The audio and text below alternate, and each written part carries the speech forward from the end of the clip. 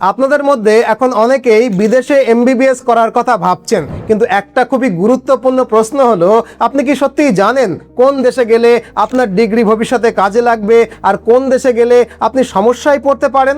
বর্তমানে এমন অনেক ঘটনা সামনে আসছে যেখানে ছাত্রছাত্রীরা বিদেশে এমবিবিএস করতে গিয়ে পরে বুঝতে পারছে যে তাদের কলেজ বা ওই দেশের নিয়ম ভারতের এনএমসির গাইডলাইন অনুযায়ী নয়। ফলে কয়েক বছর সময় আর লক্ষ লক্ষ টাকা খরচ করার পরেও তারা কিন্তু বিপদে পড়ে যাচ্ছে। তাই এই ভিডিওটাতে আমি আপনাদের খুব সহজভাবে এবং পরিষ্কারভাবে বুঝিয়ে বলবো এনএমসির আসল নিয়মগুলো কি, কোন দেশগুলো এই নিয়ম মানছে আর কোথায় গেলে আপনাকে একটু বেশি সতর্ক থাকতে হবে।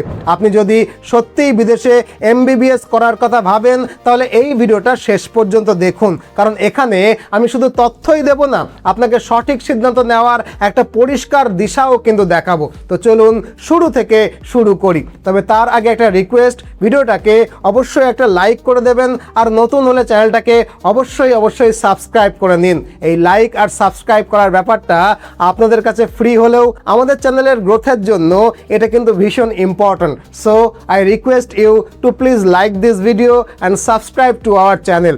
Thank you for your like and subscribe. তো চলুন শুরু থেকে শুরু করি। প্রথমেই আমরা জানবো এনএমসির গাইডলাইনগুলো কি কি এবং যারা বিদেশে এমবিবিএস করতে যাবে তাদের কেন এই নিয়মগুলো জানা অত্যন্ত জরুরি। দেখুন, এনএমসির ফুল ফর্ম হলো ন্যাশনাল মেডিকেল কমিশন। ভারতের ছাত্রছাত্রীরা যারা বিদেশে এমবিবিএস করতে চায় তাদের জন্য এই এনএমসি মোট 5টা প্রধান গাইডলাইন নির্ধারণ করেছে, সেগুলোকে অবশ্যই মেনে চলতে হবে। আমার ব্যক্তিগত অভিজ্ঞতা থেকে দেখেছি, যখন কেউ বিদেশে পড়তে যায় তখন তারা আত্মীয় স্বজন বা বন্ধুদের কাছ থেকে অনেক তথ্য নেয়, কিন্তু মনে রাখবেন আগে এবং এখনকার নিয়মের মধ্যে কিন্তু অনেক পরিবর্তন এসেছে। তাই পুরনো তথ্যের ওপরে নির্ভর করাটা কিন্তু ঠিক নয়। তাই চলুন এখনকার নিয়মগুলো জানি। দেখুন, এনএমসি মোট 5টি প্রধান গাইডলাইন নির্ধারণ করেছে। সেগুলো হলো, প্রথমত, বিদেশে এমবিবিএস করবার জন্য আপনি যে ইউনিভার্সিটিতে পড়তে যাবেন সেটা অবশ্যই ইংরেজি মাধ্যম হতে হবে, মানে ইংলিশ মিডিয়াম হতেই হবে। দ্বিতীয়ত, ট্রান্সফার করা যাবে না। ট্রান্সফার বলতে আসলে আগে কি হতো, অনেক ছাত্র প্রথম 2 বছর এক কলেজে পড়ে অন্য কলেজে ট্রান্সফার হয়ে যেত, কিন্তু এখন এটা নিষিদ্ধ করা হয়েছে, মানে ট্রান্সফার আর করা যাবে না। তৃতীয়ত, কোর্সের ন্যূনতম সময়কাল হতে হবে 54 মাস, অর্থাৎ 4.5 বা 4.5 বছর। যদিও বেশিরভাগ দেশে এটি এমবিবিএস প্লাস ইন্টার্নশিপ মিলিয়ে 6 বছরের হয়, কিন্তু সরকার বলেছে কমপক্ষে 4.5 বছর তো লাগবেই। চতুর্থত, সম্পূর্ণ 1 বছরের ইন্টার্নশিপ করতে হবে, মানে এমবিবিএস শেষ করে আপনাকে অন্তত 1 বছরের ইন্টার্নশিপ করতেই হবে। পঞ্চমত, আপনি যে দেশ থেকে এমবিবিএস করবেন সেখান থেকেই মেডিকেল লাইসেন্স নিতে হবে।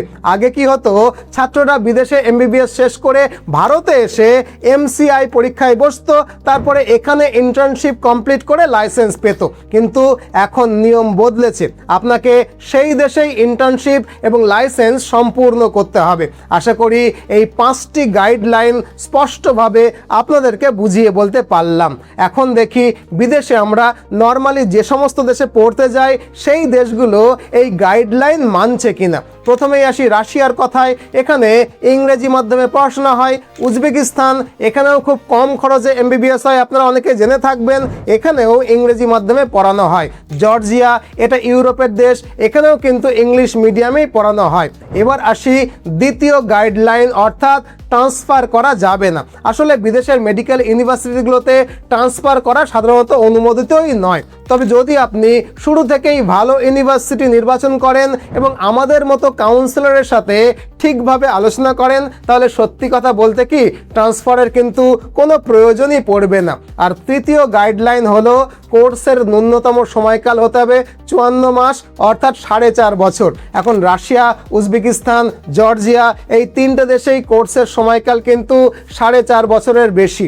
আগেই বলেছি এমবিবিএস প্লাস ইন্টার্নশিপ মিলিয়ে 6 বছরের কিন্তু কোর্স। সেক্ষেত্রে রাশিয়া, উজবেকিস্তান, জর্জিয়াতে এমবিবিএস করতে গেলে এই গাইডলাইনগুলো কিন্তু এমনিতেই মানা হয়ে যায়। আর চতুর্থ গাইডলাইন হলো সম্পূর্ণ 1 বছরের ইন্টার্নশিপ করতে হবে। আমি যে 3টা দেশের নাম বললাম, রাশিয়া, উজবেকিস্তান, জর্জিয়া, এই 3টে দেশেই ইন্টার্নশিপের সুযোগ দেওয়া হয়, মানে এটা নিয়েও কিন্তু কোনো সমস্যা হওয়ার কথা নয়। এখন আসি পঞ্চম গাইডলাইনের বিষয়টা, অর্থাৎ লাইসেন্সের বিষয়টা। এখানেই অনেক ছাত্রছাত্রী কিন্তু বিভ্রান্ত হয়, তাই বিষয়টা ভালো করে শুনুন। দেখুন, রাশিয়াতে লাইসেন্স পাওয়া যায়, কিন্তু সেখানে একটা শর্ত আছে। রাশিয়াতে লাইসেন্স পরীক্ষাটা রাশিয়ান ভাষায় হয়। এখন প্রশ্ন আসতেই পারে, তাহলে কিভাবে লাইসেন্স এক্সাম পাস করব? রাশিয়ান ভাষা তো আমরা জানি না।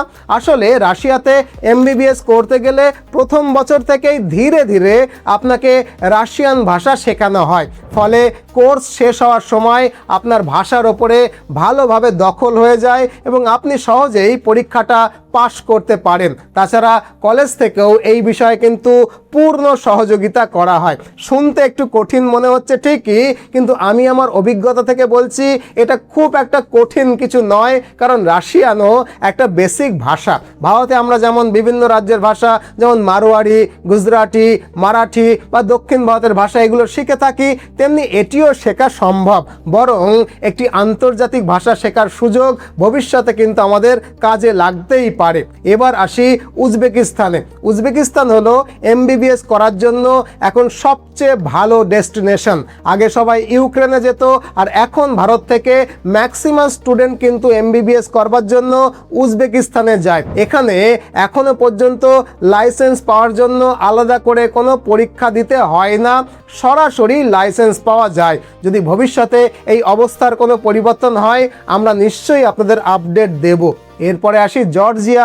আগে অনেক ভারতীয় ছাত্রছাত্রী জর্জিয়ায় পড়তে যেত। আপনারাও নিশ্চয়ই বন্ধুদের কাছ থেকে জর্জিয়া যাও এমন পরামর্শ শুনেছেন, কিন্তু জর্জিয়াতে সমস্যা কোথায় জানেন? আসলে জর্জিয়াতে এমবিবিএস শেষ করার পর সরাসরি মেডিকেল লাইসেন্স পাওয়া যায় না। লাইসেন্স পেতে হলে পোস্ট গ্র্যাজুয়েশন বা পিজি করতেই হয়, অর্থাৎ ইউজি এবং পিজি মিলিয়ে প্রায় 8 বছর সময় লাগে। এখন আপনি প্রশ্ন করতেই পারেন, তাহলে এই ডিগ্রি কি স্বীকৃত হবে? এর স্পষ্ট উত্তর হলো হ্যাঁ, স্বীকৃত হবে এবং আপনি জুনিয়র ডাক্তার হিসেবে কাজও করতে পারবেন, কিন্তু লাইসেন্স পাবেন না। তাই বর্তমান পরিস্থিতিতে জর্জিয়া কিন্তু খুব একটা ভালো অপশন নয়। এখন আসি আরও কিছু দেশ, Armenia, Bangladesh, Nepal, Philippines, Belarus, Romania. এই দেশগুলোর বেশিরভাগই ইংরেজি মাধ্যমে পড়াশোনা হয় এবং ট্রান্সফারও অনুমোদিত নয়। ভালো ইউনিভার্সিটি বেছে নিলে এই দেশগুলোতেও কিন্তু কোনো সমস্যা হয় না। সবশেষে থাকে ইরান, ইউক্রেন এবং ইউরোপের কিছু দেশ। ইউক্রেনে এনএমসির সব গাইডলাইনগুলোই মানা হয়। ভারতীয় ছাত্রছাত্রীদের কাছে এমবিবিএস করবার জন্য ইউক্রেন একটা ভালো ডেস্টিনেশনও ছিল, কিন্তু বর্তমানে সেখানে যুদ্ধ পরিস্থিতি চলছে, তাই অন্তত এখন সেখানে ভর্তি হওয়ার তো কোনো কথাই নেই। এখন যদি আমরা ইরান এবং ইউরোপের অন্যান্য দেশগুলোর কথা বলি, প্রায় সব নিয়ম সেখানেও ঠিকঠাকভাবে মেনে চলা হয়, এমনকি 1 বছরের ইন্টার্নশিপ পর্যন্ত। কিন্তু ইরানে এখন যাওয়ার কোনো প্রশ্ন নেই, কারণ ইরানেও যুদ্ধ চলছে। আর ইউরোপের দেশগুলোর ক্ষেত্রে জর্জিয়ার মতোই কিন্তু পরিস্থিতি।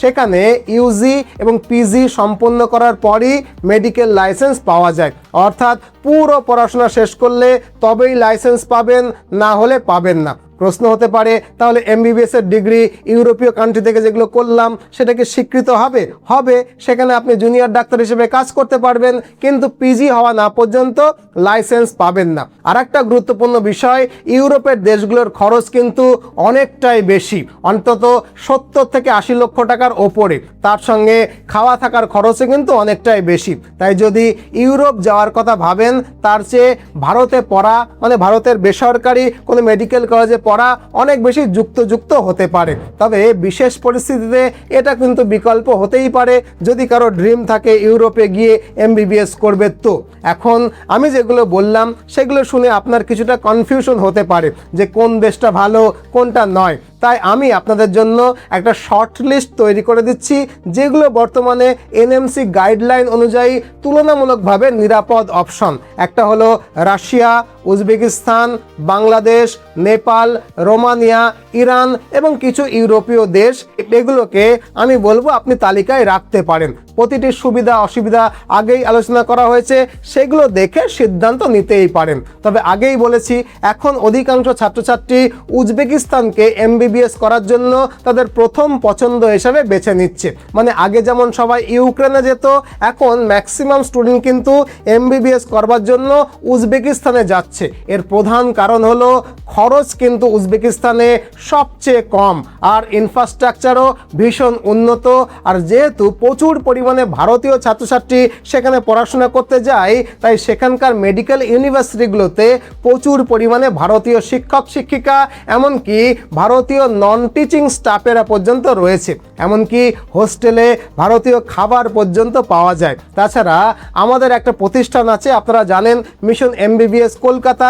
উজবেকিস্তানে যে মেডিকেল ইউনিভার্সিটিগুলোর সঙ্গে আমরা কাজ করি, সেখানে আমাদের নিজস্ব অফিস রয়েছে এবং আমাদের নিজস্ব অফিসে যে স্টাফেরা রয়েছেন তারা সবাই কিন্তু বাঙালি। ফলে উজবেকিস্তানে এমবিবিএস করতে গেলে এটুকু কথা দিতে পারি যে আপনি একটা ভারতীয় পরিবেশই পাবেন। ভারতীয় শিক্ষক, ভারতীয় নন টিচিং স্টাফ, হোস্টেলে ভারতীয় খাবার, সব মিলিয়ে মনে হবে আপনি একটা মিনি ভারতবর্ষে রয়েছেন। তবে সবশেষে বলবো, যদি আপনি বিদেশে পড়তে যাওয়ার সিদ্ধান্ত নেন, তাহলে অবশ্যই আপনার বাবা মায়ের সঙ্গে আলোচনা করুন এবং অবশ্যই সঠিক কাউন্সেলিং নিন। আমাদের একটা প্রতিষ্ঠান রয়েছে মিশন এমবিবিএস কলকাতা, আপনারা জানেন, যারা দীর্ঘ 10 বছর ধরে সফলভাবে এই ফিল্ডে কাজ করছে। আপনি চাইলে আমাদের প্রতিষ্ঠান মিশন এমবিবিএস কলকাতাকে অবশ্যই ফোন করতে পারেন। আমাদের অফিসে ফোন করে অ্যাপয়েন্টমেন্ট বুক করলে আপনাকে একটা ডেট দেওয়া হবে। সেই ডেটে আমাদের কলকাতার অফিসে এলে আপনাকে, আপনার অভিভাবককে বিদেশে এমবিবিএস করতে গেলে কি কি করতে হয় তার খুঁটিনাটি বিষয় আমরা জানাবো কোন কোন বিশ্ববিদ্যালয়ে আপনি আবেদন করতে পারবেন, তাদের কি কি শর্ত রয়েছে, আপনার জন্য কোনটা ভালো হবে, এর সব কিছু। তাছাড়া বিদেশে পড়াশোনা করতে গেলে নর্মালি কি কি অসুবিধা হয় এবং সেই অসুবিধাগুলো দূর করতে আমরা আপনাকে কিভাবে সাহায্য করব, এর সবটাই কিন্তু আমরা বলে দেবো। এই সাহায্যের মধ্যে থাকবে অ্যাডমিশন, অ্যাকোমোডেশন, ভিসা প্রসেসিং, যদি দরকার হয় ব্যাংক লোন, কারেন্সি এক্সচেঞ্জ, এমনকি মেডিকেল কলেজ পর্যন্ত পৌঁছে দেওয়ার ব্যবস্থা কিন্তু আমরাই করব।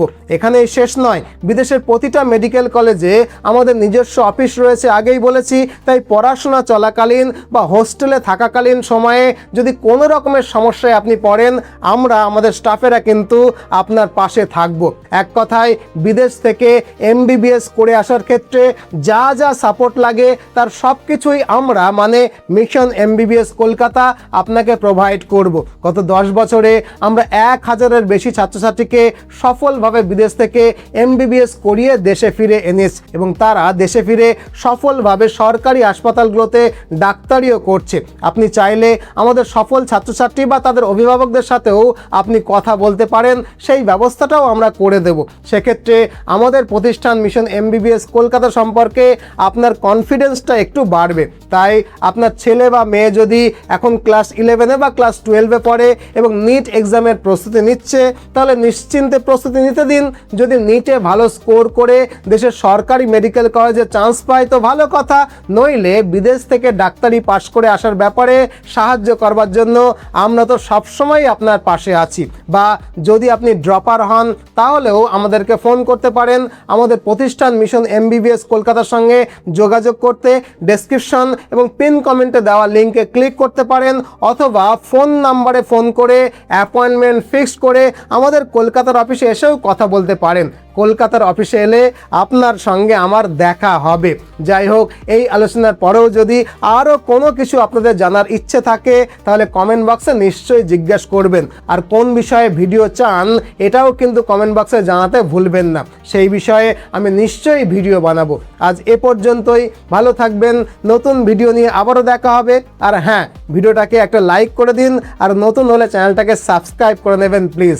আর আমাদের কলকাতার অফিসে এলে নিশ্চয়ই আপনার সঙ্গে আমার দেখা হবে। ভালো থাকবেন।